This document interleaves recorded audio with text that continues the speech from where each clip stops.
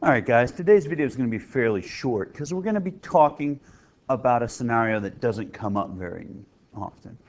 So let's start with our general information. So the general formula for a confidence interval is this, which is given on the AP exam.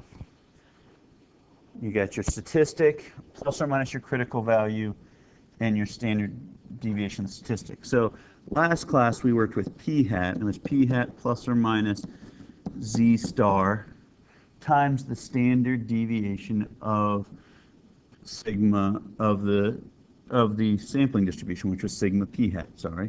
So that is the square root of p times 1 minus p over the square root of n.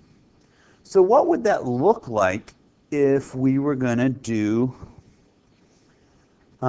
this confidence interval for x bar?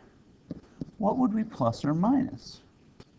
Well, what we would see is, with an SRS of size n, it would be x bar plus or minus z star, there's our critical value, with sigma divided by the square root of n.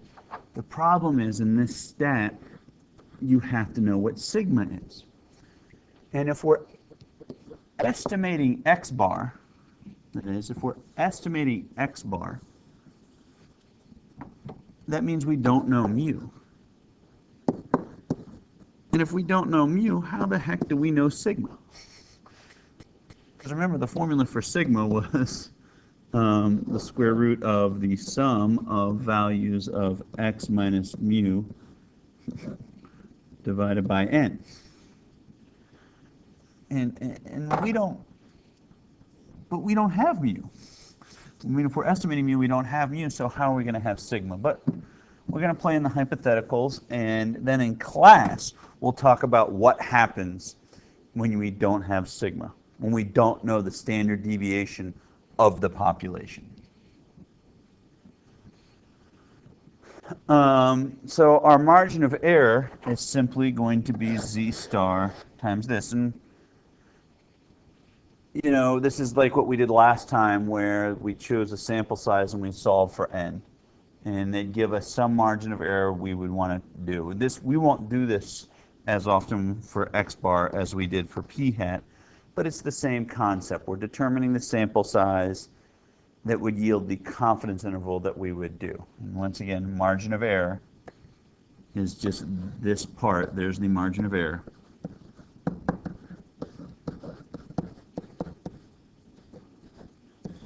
Margin of error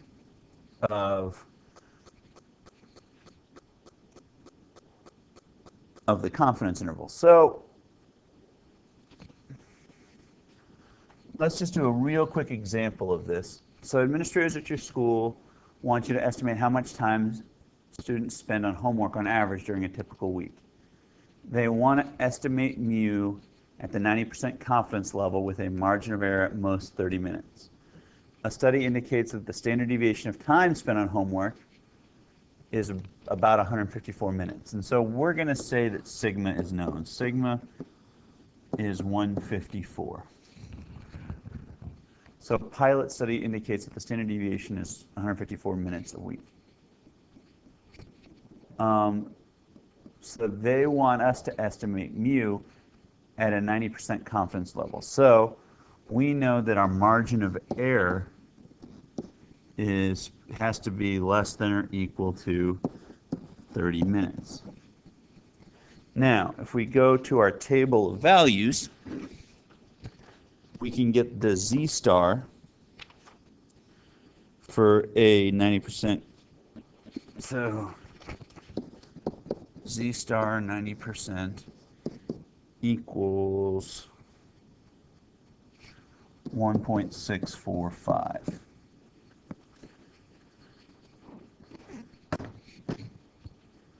So 1.645 times 240 divided by the square root of n has to be less than or equal to the 30 minutes they want us to work for. Now we're just going to solve this problem. So 1.645 times 240. So this is going to be 30 times the square root of n, multiply both sides by n, is going to be greater than or equal to 394.8. So the square root of n, if I divide both sides by 30, is going to be greater than or equal to 13.16, and so to get rid of the square root, I will square both sides. So n has to be greater than or equal to 173.856. So I'd have to ask 174 students or more. Remember that n had to be greater than this number. Students is a discrete number, so 173 will not be greater than, so I have to ask 174. Now, I didn't do any problems where I set up the confidence interval on this, because in real life we're never going to know this. And so what we're going to be asking next class is, if we take a sample, we don't get sigma, we will have our x-bar, and then out of that sample we will have a calculated standard deviation. But this is not the standard deviation of the population, this is the standard deviation of the sample.